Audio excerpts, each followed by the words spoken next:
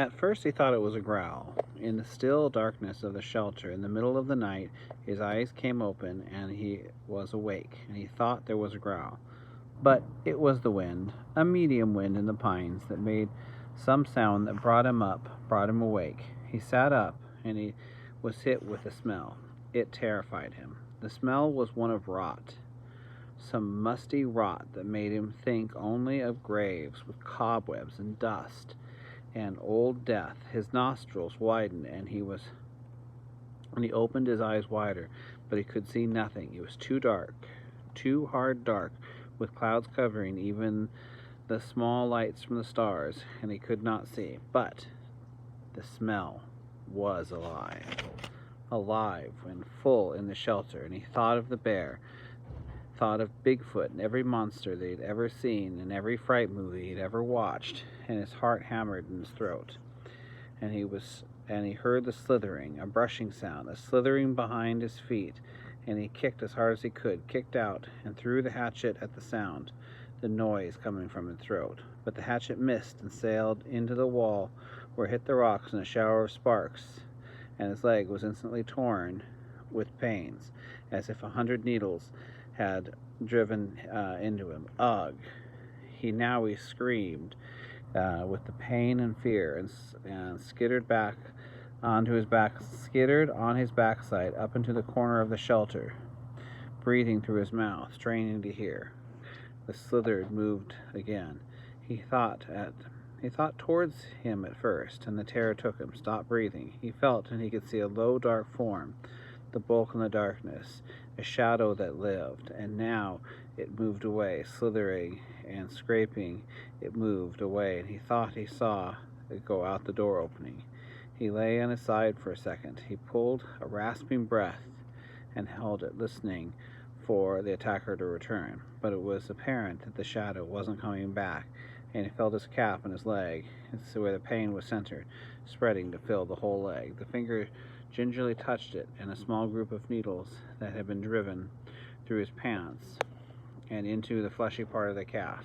They were stiff and very sharp on the ends and stuck out. He knew what the attacker had been. A porcupine had stumbled into his shelter, and when he kicked the thing and slapped him. And when he kicked it, the thing had slapped him with its tail of quills. He touched each quill carefully. The pain made it seem as if dozens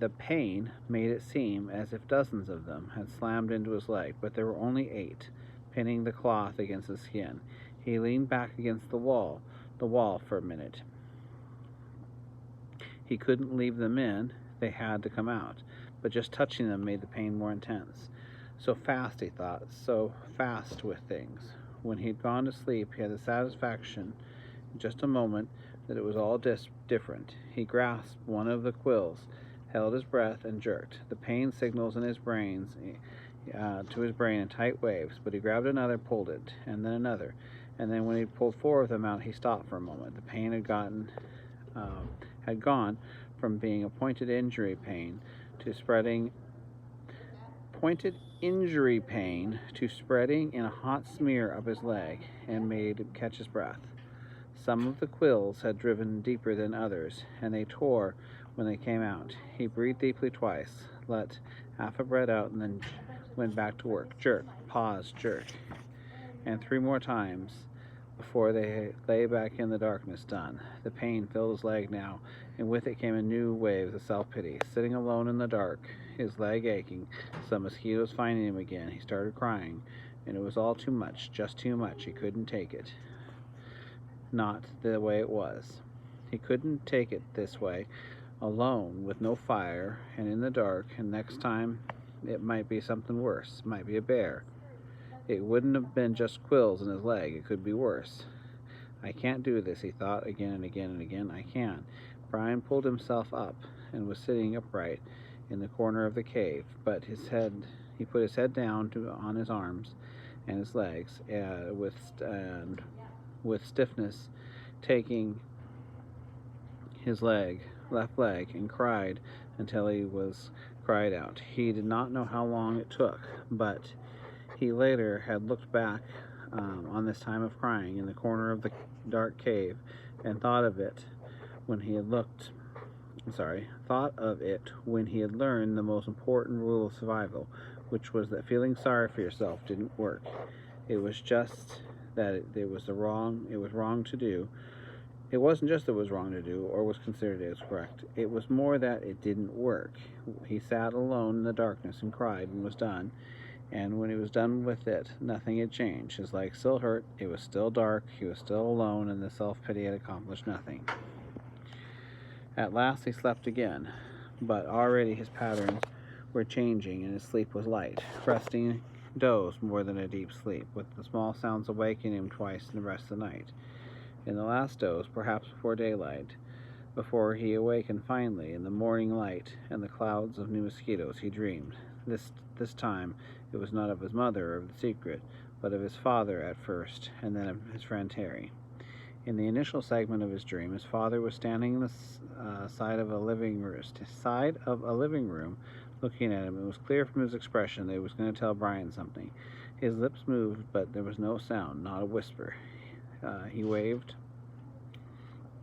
his hands at Brian, made gestures in front of his face, as if he were scratching something, and he worked to make a word with his mouth, but at first Brian...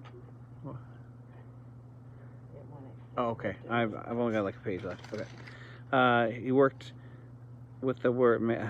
He worked and made the word with his mouth, but at first Brian could not see it. The lips made an shape, and no one came. Brian could not make it, could not understand it, and wanted to badly. It was important to understand, to know what his father was saying. He was trying to help, trying so hard, but when Brian couldn't understand, he looked across the way that he did when Brian asked questions more than once, then faded. Brian's father faded into a dark fog, and Brian could not see, and the dream was over, or seemed to be, when Terry came. He was not gesturing to Brian, but was sitting in a park at a bench, looking at a barbecue pit. For a time nothing happened. Then he got up and poured some charcoal in a bag into his cooker, and then some starter fluid. He took a flick type of lighter and lit the fluid. When it was burning and the charcoal was at last getting hot, he turned, noticing Brian for the first time in the dream. He turned and smiled and pointed to the fire, as if to say, "See, a fire." But it meant nothing to Brian, except that he wished he had a fire. He saw a grocery sack on the table next to Terry. Brian thought it must contain hot dogs and chips and mustard, and could think only of food. But Terry shook his head and pointed again to the fire. Twice more he pointed to it. Brian could see the flames, and Brian felt the frustration and anger rise, and thought, all right, I see the fire, but what? So what? I don't have a fire. I don't know about fire. I know I need a fire. I know that. His eyes opened, and there was a light in the cave, a gray dim in the morning. He wiped his mouth and tried to move his leg, which had stiffened like wood. There was thirst and hunger, and he ate some of the raspberries in his jacket. They had spoiled a bit, seemed a bit softer and mushier, but he had a rich sweetness. Crushed the berries again against the roof of his mouth with his tongue, and drank the sweet juice as it ran down the throat. A flash of metal caught his eye, and he saw the hatchet in the sand where he had thrown it at a porcupine in the dark. He scooped it up, wincing a bit, and when he bent his leg and crawled where the hatchet lay, he picked it up and examined it, and saw a chip in the top of the head. The nick wasn't large, but the hatchet was important to him. It was only a tool. He should not have thrown it. He should keep it in hand, make a tool of some kind to push the animal away, make a staff, he thought, a lance, to save the hatchets. Something came then, as a thought. He held the hatchet, something that had been something about the dream and his father, but he couldn't pin it down. He scrambled out and stood in the morning sun and stretched his back muscles and sore leg. The hatchet was still in his hand, and he stretched and raised it over his head and caught the first rays of this morning sun. The first faint light hit the silver of the hatchet, and in flash, a brilliant gold-green light. Light, fire. That's it, he thought. That's what they were trying to tell me. Fire. The hatchet was the key to it all. When he threw threw the hatchet at the porcupine in the cave. It had missed and hit the stone wall, and it showered sparks, a golden shower of sparks, as if the gold with the fire, as the sun was now. The hatchet was the answer. That's what his father and Terry had been trying to tell him. Somehow he needed to get sparks from the hatchet. The sparks would make the fire. Brian went back into the shelter and studied the wall and some form of chalky granite or sandstone, but embedded in it were large pieces of a darker stone, a harder, darker stone. It took them only a moment to find where the hatchet had struck. The steel had nicked the edge of one of the darker stone pieces. Brian turned the head back so that he would strike the flat rear of the hatchet to the black rock gently. Too gently. Nothing happened. A harder struck, a glancing blow. 2 or 3 more weak sparks skipped off the rock and died immediately. He swung harder, held the hatchet as if it would hit. He swung harder and held the hatchet so it would hit a longer sliding blow, and the black rock exploded in fire. Sparks flew so heavily that several of them skittered and jumped on the sand beneath the rock, and he smiled and struck again. There could be a fire, he thought. I will have a fire here, he thought, and struck again. I will have fire from the hatchet.